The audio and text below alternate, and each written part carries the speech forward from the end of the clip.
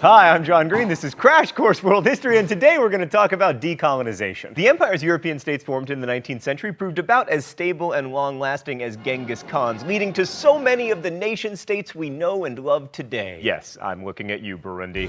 Did you ever know you're my Burundi? You're everything. Stan, don't cut to the intro. I sing like an angel.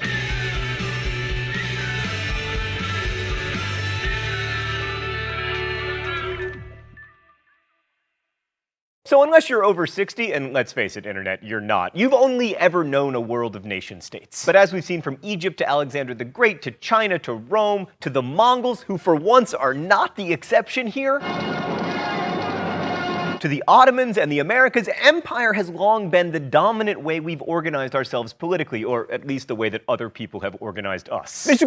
Green, so to them Star Wars would have been like a completely different movie. Most of them would have been like, go Empire, crush those rebels! Yeah, also they'd be like, what is this screen that displays crisp moving images of events that are not currently occurring? Also, not to get off topic, but you never learn what happens after the rebel victory in Star Wars, and as we've learned from the French Revolution to the Arab Spring, revolution is often the easy part. I mean, you think destroying a Death Star is hard? Try negotiating a trade treaty with Gungans. Right, anyway, so the late 20th century was not the first time that empires disintegrated. Also, the Persians and, of course, the American Revolution ended one kind of European imperial experiment. But in all those cases, empire struck back.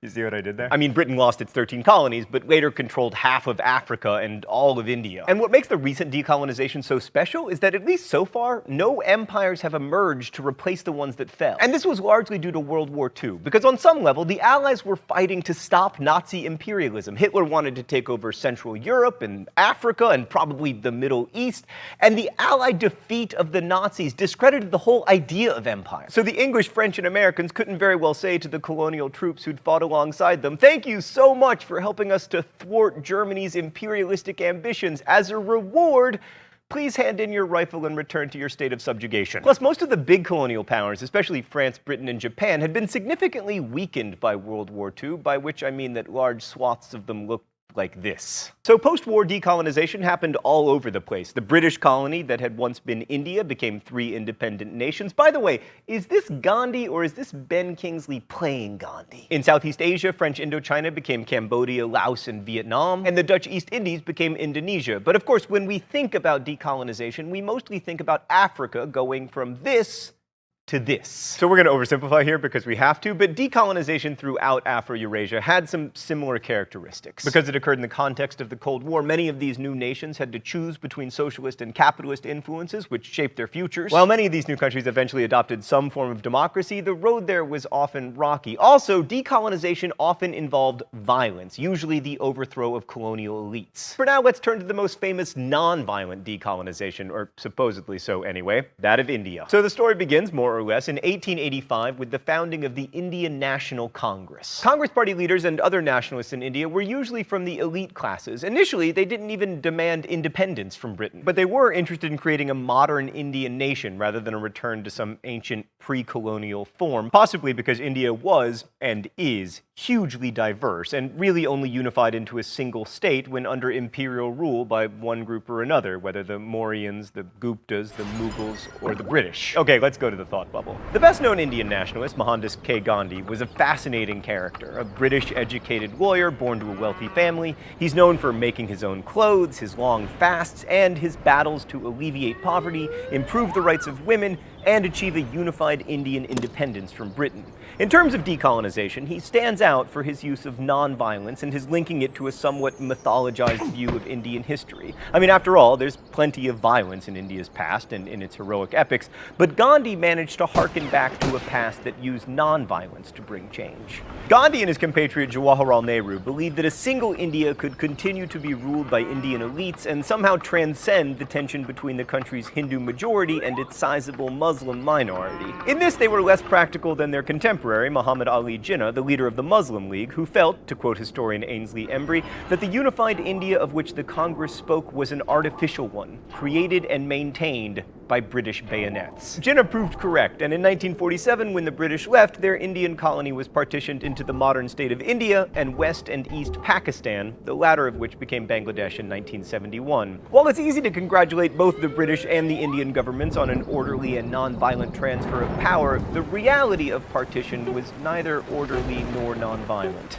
About 12 million people were displaced as Hindus in Pakistan moved to India and Muslims in India moved to Pakistan. As people left their homes, sometimes unwillingly, there was violence, and all told, as many as 500,000 people were killed, more than died in the bloody Indonesian battle for independence. So while it's true that the massive protests that forced Britain to end its colonization of India were non-violent, the emergence of the independent states involved really wasn't. Thanks, Thought Bubble. All this violence devastated Gandhi, whose lengthy and repeated hunger strikes to end violence had mixed results, and who was eventually assassinated by a Hindu nationalist who felt that Gandhi was too sympathetic to Muslims. Oh, it's time for the open letter?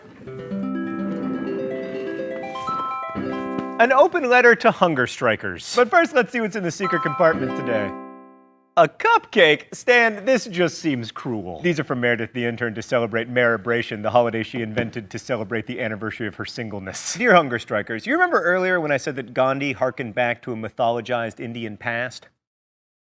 Well, it turns out that hunger striking in India goes back all the way to like the 5th century BCE. Hunger strikes have been used around the world, including British and American suffragettes who hunger struck to get the vote. And in pre-Christian Ireland, when you felt wronged by someone, it was common practice to sit on their doorstep and hunger strike until your grievance was addressed. And sometimes it even works. I really admire you, hunger strikers, but I lack the courage of your convictions. Also, this is an amazing cupcake. Since independence, India has largely been a success story, although we will talk about the complexity of India's emerging global capitalism next week. For now, though, let's travel east to Indonesia, a huge nation of over 13,000 islands that has largely been ignored here on Crash Course World History due to our long-standing bias against islands. Like, we haven't even mentioned Greenland on this show.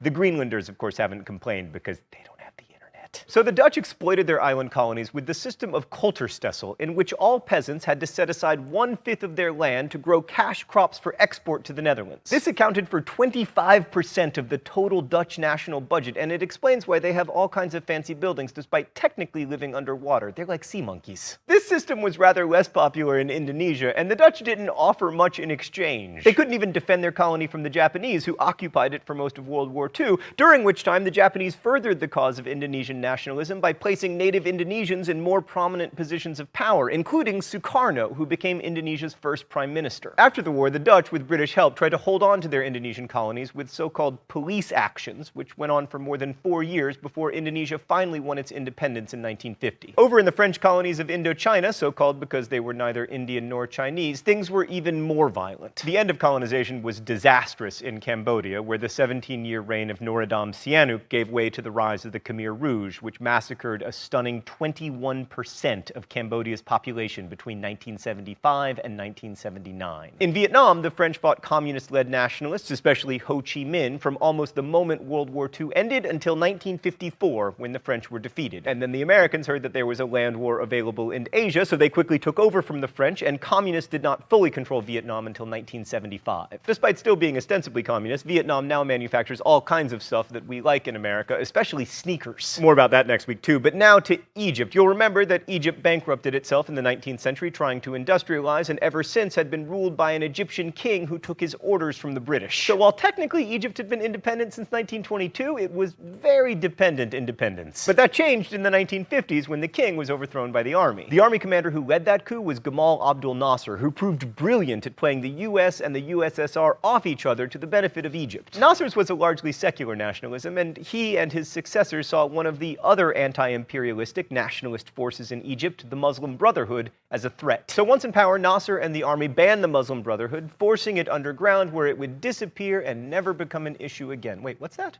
Really? And finally, let's turn to Central and Southern Africa. One of the most problematic legacies of colonialism was its geography. Colonial boundaries became redefined as the borders of new nation-states, even where those boundaries were arbitrary or, in some cases, pernicious. The best known example is in Rwanda, where two very different tribes, the Hutu and the Tutsis, were combined into one nation. But more generally, the colonizers' focus on value extraction really hurt these new nations. Europeans claimed to bring civilization and economic development to their colonies, but this economic development focused solely on building infrastructure to get resources and export them. Now, whether European powers deliberately sabotage development in Africa is a hot-button topic we're going to stay well away from, but this much is inarguably true. When the Europeans left, African nations did not have the institutions necessary to thrive in the post-war industrial world. They had very few schools, for instance, and even fewer universities. Like when the Congo achieved independence from Belgium in 1960, there were 16 Congolese college graduates in a nation of 14 million people. Also, in many of these new countries, the traditional elites had been undermined by imperialism. Most Europeans didn't rule their African possessions directly, but rather through the proxies of local rulers. And once Europeans left, those local rulers, the upper classes, were seen as illegitimate collaborators. And this meant that a new group of rulers had to rise up to take their place, often with very little experience in governance. I mean, Zimbabwe's long-serving dictator Robert Mugabe was a high school teacher. Let that be a lesson to you. Your teachers may have dictatorial ambitions. But most strongmen have emerged, of course, from the military. Joseph Mobutu seized power in the Congo, which he held from 1965 until his death in 1997.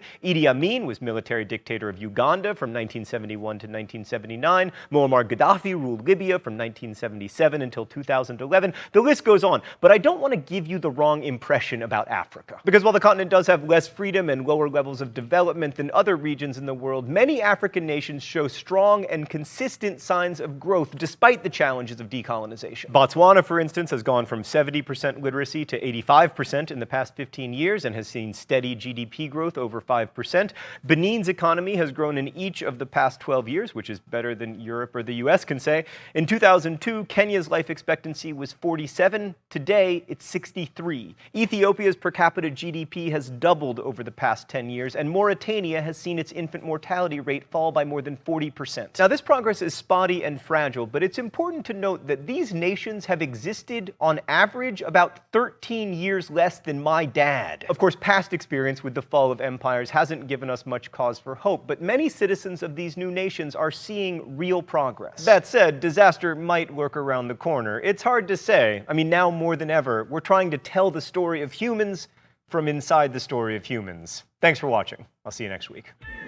Crash Course is produced and directed by Stan Muller. Our script supervisor is Meredith Danko. The associate producer is Danica Johnson. The show is written by my high school history teacher Raoul Meyer and myself, and our graphics team is Thought Bubble. Last week's phrase of the week was Meatloaf's career. If you want to guess at this week's phrase of the week or suggest future ones, you can do so in comments, where you can also ask questions about today's video that will be answered by our team of historians. Thanks for watching Crash Course, and as we say in my hometown, don't forget to be awesome.